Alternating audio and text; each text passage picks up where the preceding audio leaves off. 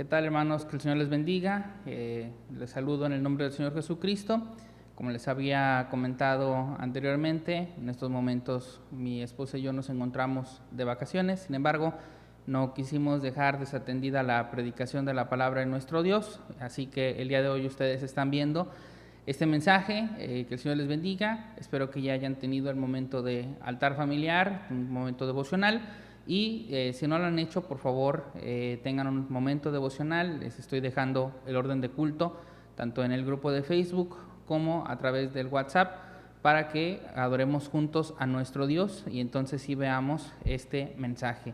Si ya pudieron tener su momento devocional, de alabanza y de oración, quiero invitarles a que busquemos en nuestras Biblias la carta de Santiago, la Epístola Universal de Santiago, en el capítulo 1, y vamos a dar lectura unidos a los versículos del 2 al 11. Santiago, capítulo 1, versículos del 2 al 11. Si no están con sus Biblias a la mano, aquí están los textos en su pantalla. Juntos, hermanos, Santiago 1, del 2 al 11, la palabra de nuestro Dios dice así: Hermanos míos, tened por sumo gozo cuando os halléis en diversas pruebas, sabiendo que la prueba de vuestra fe produce paciencia. Mas tenga la paciencia su obra completa, para que seáis perfectos y cabales, sin que os falte cosa alguna. Y si alguno de vosotros tiene falta de sabiduría, pídala a Dios, el cual da a todos abundantemente y sin reproche, y le será dada. Pero pida con fe, no dudando de nada, porque el que duda es semejante a la onda del mar, que es arrastrada por el viento y echada de una parte a otra.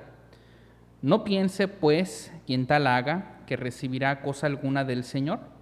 El hombre de doble ánimo es inconstante en todos sus caminos. El hermano que es de humilde condición, gloríese en su exaltación, pero el que es rico, en su humillación, porque él pasará como la flor de la hierba. Porque cuando sale el sol con calor abrasador, la hierba se seca, su flor se cae y perece su hermosa apariencia. Así también se marchitará el rico en todas sus empresas. Amén. Oremos. Señor, ilumínanos para comprender tu palabra en esta hora. Háblanos, Señor, a través de ella. Te lo rogamos en el nombre de Jesucristo. Amén.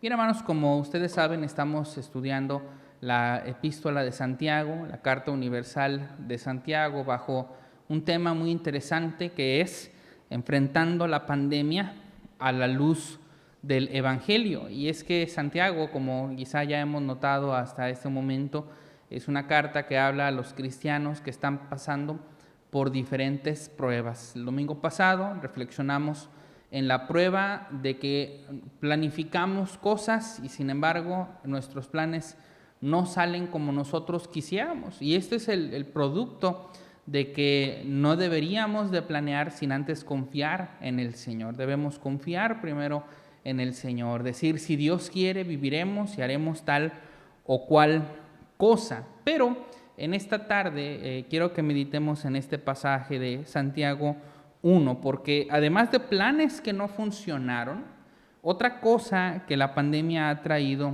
a todos por igual es prueba.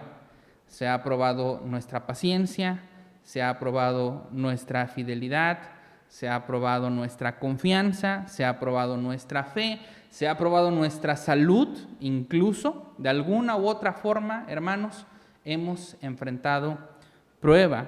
Y al enfrentar esta prueba, lo hemos hecho con diferentes actitudes, muchos de nosotros lo hemos hecho pensando pues, que esto tiene un propósito, que esto es para bien, es el consuelo de nosotros los creyentes. Muchos, por otro lado, han sentido frustración o ansiedad por las pruebas, preocupación, tristeza, dolor, sufrimiento, y cuestionan por qué suceden estas pruebas. De hecho, una de las posturas que ha predominado en el país Estados Unidos es la cuestión del origen y el atribuimiento de culpa al sufrimiento generado por la pandemia. Ellos han tratado de señalar mucho tanto el lugar de donde se originó como a las personas en quienes se originó primero, como los culpables del sufrimiento. En lugar de hablar del virus del COVID-19, ellos hablan del virus chino, ¿verdad? O del virus de Wuhan, como aquellos que son culpables, ¿verdad?, de que exista este dolor y este sufrimiento. Cuestiones de xenofobia también han aparecido en este mismo respecto para tratar de atribuirle a alguien la responsabilidad, la culpa del sufrimiento generado por la pandemia. A lo mejor nosotros no estamos pensando en los chinos como los culpables de la pandemia, pero quizá en nuestros corazones también ha habido este espíritu de tratar de atribuirle a alguien la culpa de la pandemia, ya sea a los gobernantes, ya sea al presidente, ya sea a la sociedad que no atiende a las indicaciones que siguen saliendo, que no se usa el cubrebocas, que no se atienden a las medidas. Bueno, esa es la misma situación, hermanos. Tratar de buscar a un culpable, tratar de atribuirle a alguien la culpa del por qué tanto sufrimiento, por qué tanto dolor, por qué tanta muerte, por qué estamos pasando por esta prueba. Y si bien hay responsabilidades para todos, no podemos negar, como veíamos en el estudio del domingo pasado, que la agenda de nuestro Dios no ha fallado, ni el mundo se le ha salido de control. Él es un Dios soberano, Él gobierna sobre todo, Él cumple su voluntad y sus propósitos a través de esta pandemia.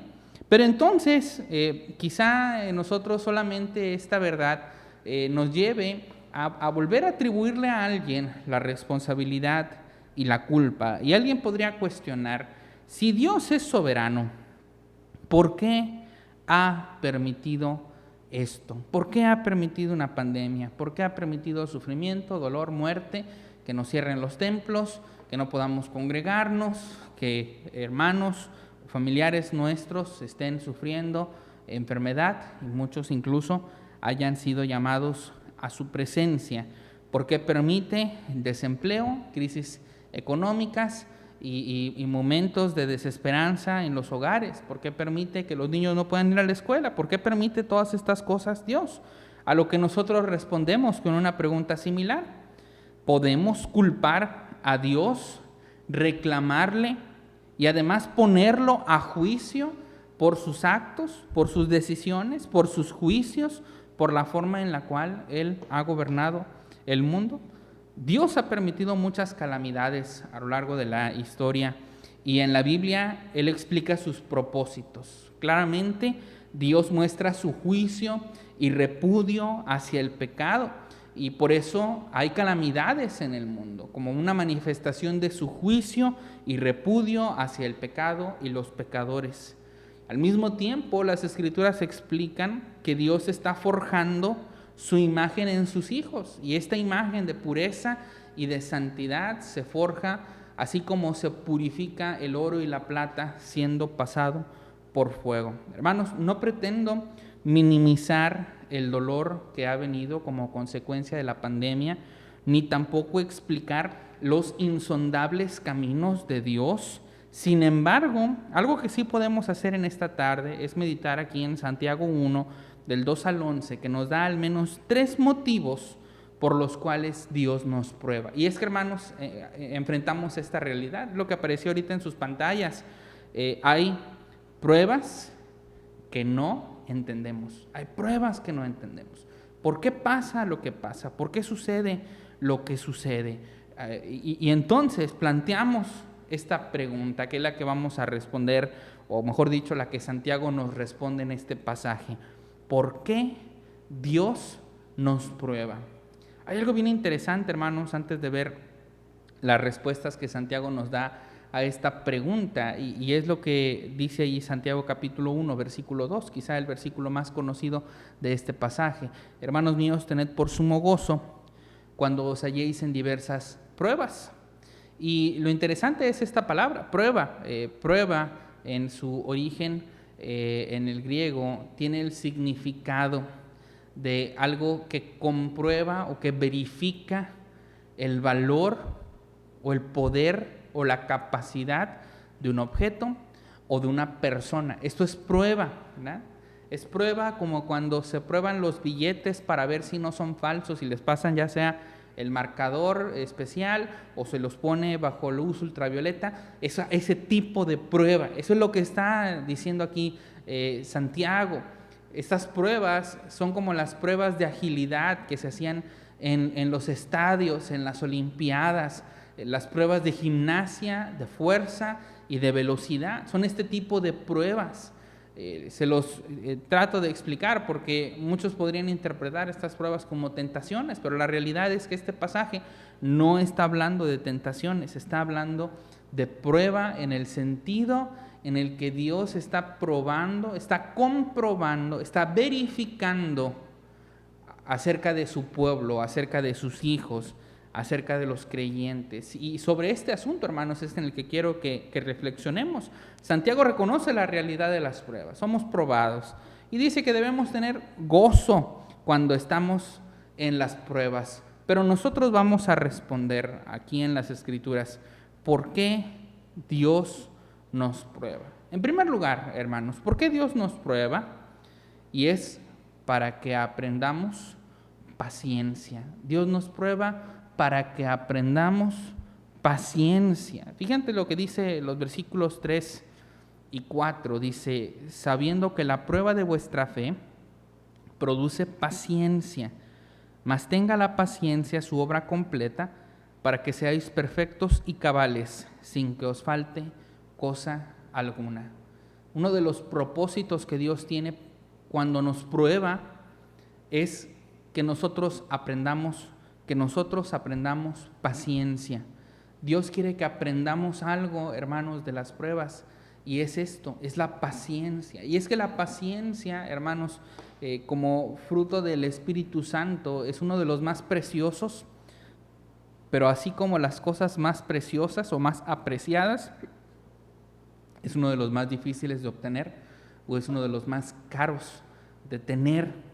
La paciencia en las Escrituras es el resultado de la acción del Espíritu Santo en el creyente a través de la prueba. A través de la prueba. Podemos verlo en diferentes personajes bíblicos. Tenemos, por ejemplo, el caso de los apóstoles. Vamos a tomar al apóstol Pedro. El apóstol Pedro, durante el ministerio del Señor Jesucristo, fue una persona arrebatada, una persona impaciente, una persona que al ver a Jesús caminando sobre el mar, no esperó a que Jesús llegara, sino que él quería ir a encontrarse con él andando también sobre el mar. Pedro no esperaba que Jesús se rindiera ante las autoridades que le estaban apresando para crucificarle.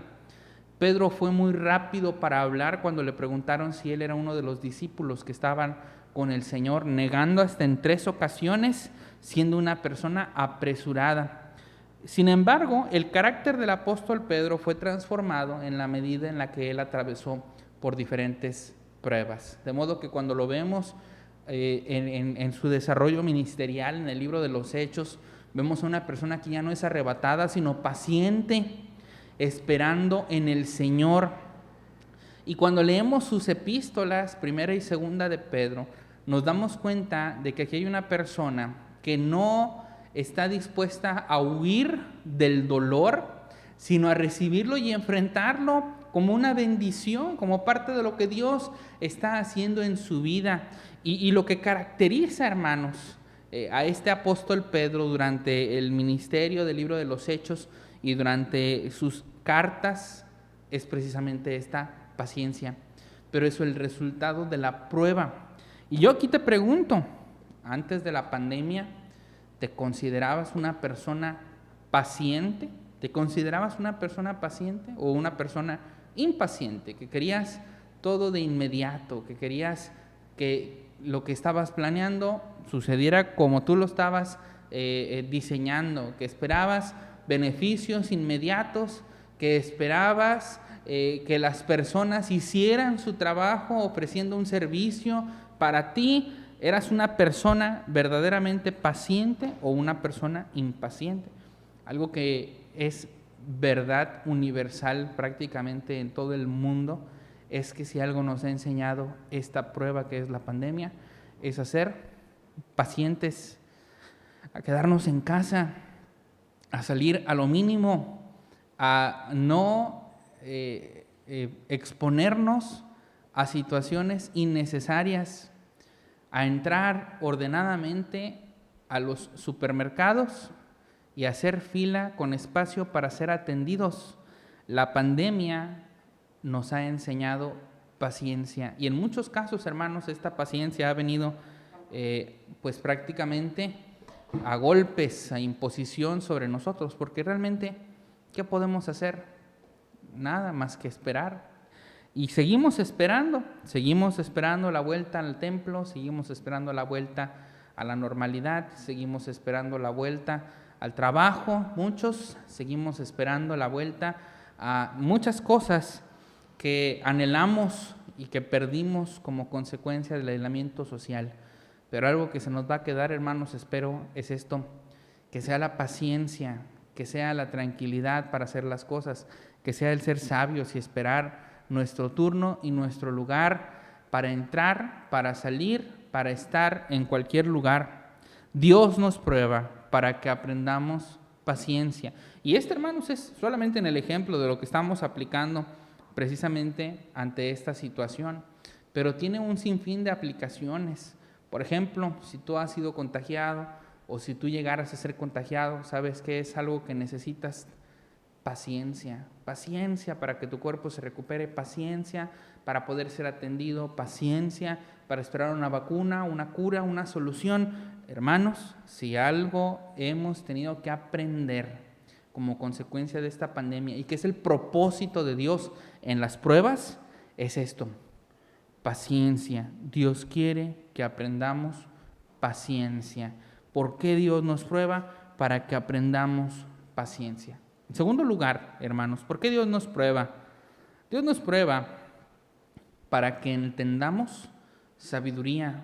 Ese es uno de los propósitos de Dios cuando somos probados, que entendamos sabiduría. Fíjate lo que dice ahí Santiago, capítulo 1, versículos 5 al 7, dice: y si alguno de vosotros tiene falta de sabiduría, pídala a Dios, el cual da a todos abundantemente y sin reproche, y le será dada. Pero pida con fe, no dudando nada, porque el que duda es semejante a la onda del mar, que es arrastrada por el viento y echada de una parte a otra. No piense, pues, quien tal haga, que recibirá cosa alguna del Señor. Hermanos, en estos versículos Santiago nos hace un llamado a que si no entendemos por qué Dios permite las pruebas, pidamos sabiduría con fe, porque ese es uno de los propósitos de las pruebas, que cuando estamos en la prueba, pidamos a Dios sabiduría con fe. El Señor nos ha hablado a través de su palabra y nos ha hablado abundantemente, hermanos, a través de su palabra. Muchas personas ni siquiera han leído la Biblia completa una sola vez, y además, aun cuando la leemos una vez, si la volvemos a leer 2, 3, 4, 5, 10 veces más, las Escrituras nos siguen hablando y nos siguen enseñando la voluntad de nuestro Dios. Muchos dicen que los caminos de Dios son enigmáticos, son secretos. No podemos conocer la voluntad de Dios, dicen.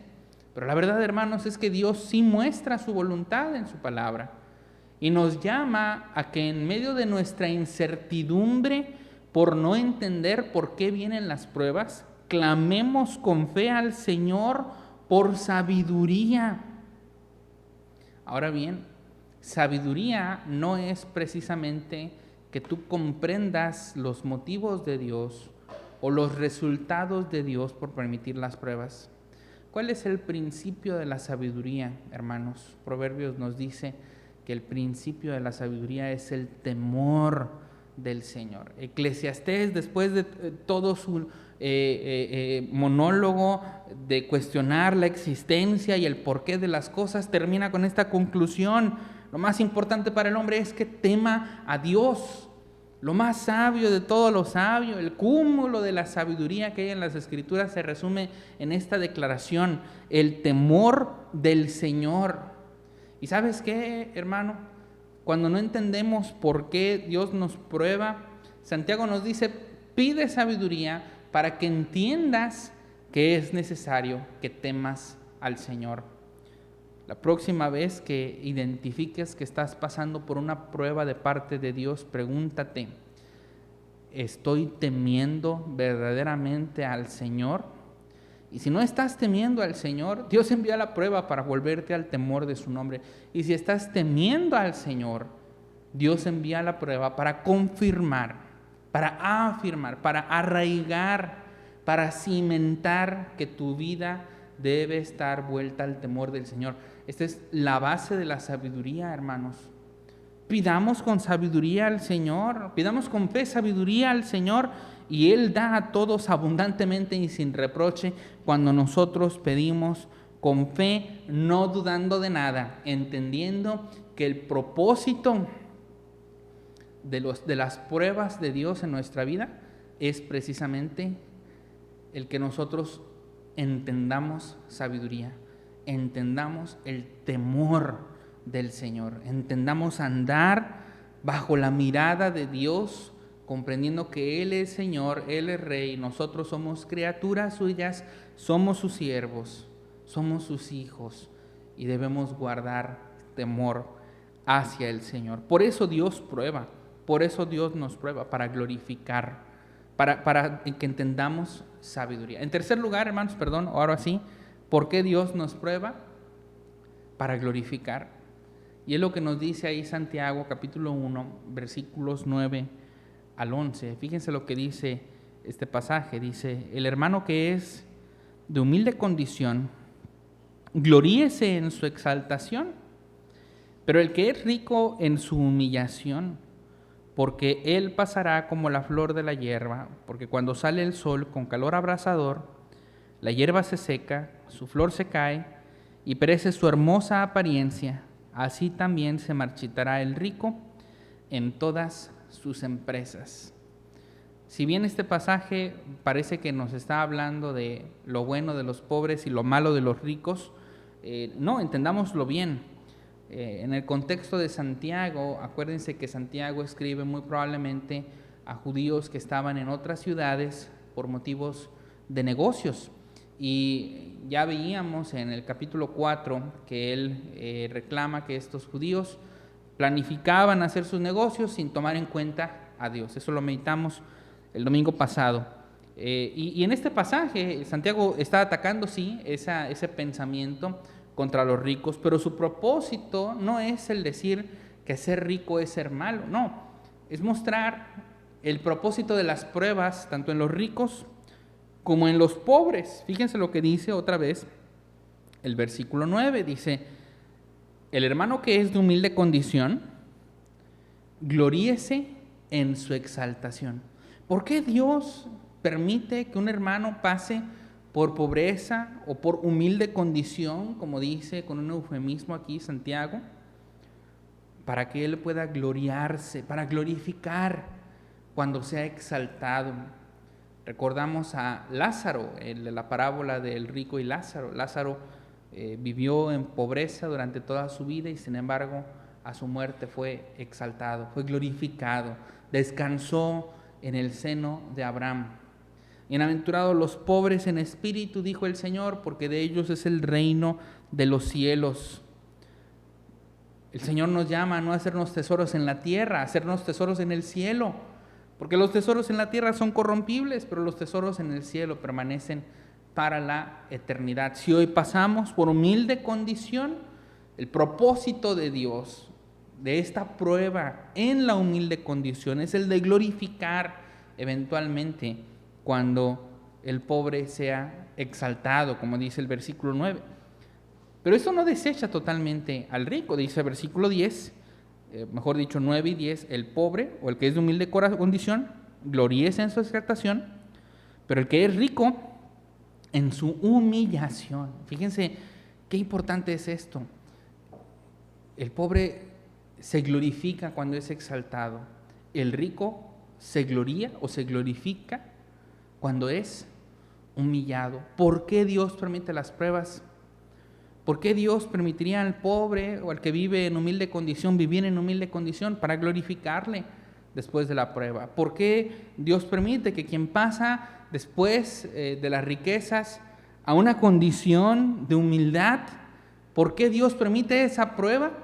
Para glorificar en la humilde condición, para glorificar cuando el que habiendo participado de lujos y goces pasa a la humillación. Y en esto Dios se glorifica y Dios exalta a su pueblo. Si tú pasas por humilde condición, confía en que la prueba de Dios tiene el propósito de glorificarte eventualmente. Si tú pasas por riqueza en este mundo, entiende que también el propósito de Dios es que quizá en un momento dado tú seas humillado y allí Dios se glorificará en ti y tú serás glorificado en el Señor. Y a lo mejor ese cambio tú lo identifiques como una prueba. ¿Por qué me pasó lo que me pasó? Si yo estaba tan bien, ¿por qué perdí lo que perdí? No, es una prueba que Dios permite para que el rico se gloríe en su humillación. Porque las riquezas, hermanos, pasan, es lo que dice el resto del pasaje. Él pasará como la flor de la hierba, y cuando sale el sol, seca la hierba, y la flor se cae y pierde su hermosa apariencia, y así se marchitará el rico en todas sus empresas. Pero aun cuando sucediera esto, si en la humillación hay una vuelta hacia el Señor, esa prueba tuvo un propósito, y es un propósito congruente con el resto del pasaje: generar paciencia, entender sabiduría, mover hacia el temor del Señor. Así que, ¿por qué Dios nos prueba, hermanos? Para que aprendamos paciencia, para que entendamos sabiduría, para glorificar tanto al pobre como al rico. En conclusión, hermanos, ¿has notado alguno de estos objetivos de Dios en las pruebas que Dios te ha dado en los últimos 6 meses? Pídele a Dios que te ilumine en su palabra, que te ilumine a través de su Espíritu Santo para comprender su voluntad en tu vida. Sin lugar a dudas, hay pruebas que no entendemos. Sin embargo, el Señor nos muestra que en sus hijos, que en su pueblo, que en los salvos, Él envía pruebas para que aprendamos paciencia, para que entendamos sabiduría y para glorificarnos según las circunstancias que enfrentamos. Que el Señor les bendiga, hermanos, que comprendamos el propósito de las pruebas que el Señor nos da, el propósito de esta prueba que nos ha llegado a todos por igual, que se llama pandemia, de la cual también somos llamados a testificar a otros lo que Dios ha hecho en nosotros. Vamos a orar para terminar. Señor, te agradecemos porque nos concedes seguir reflexionando en tu palabra. Concede, Señor, que nuestros corazones comprendan tu voluntad, aún en las pruebas. Glorifícate, Señor, en tu pueblo, glorifícate en tus hijos y manifiéstate con nosotros. Sé con mis hermanos, Señor, te lo rogamos en el nombre de Jesucristo. Amén. Que el Señor les bendiga, hermanos.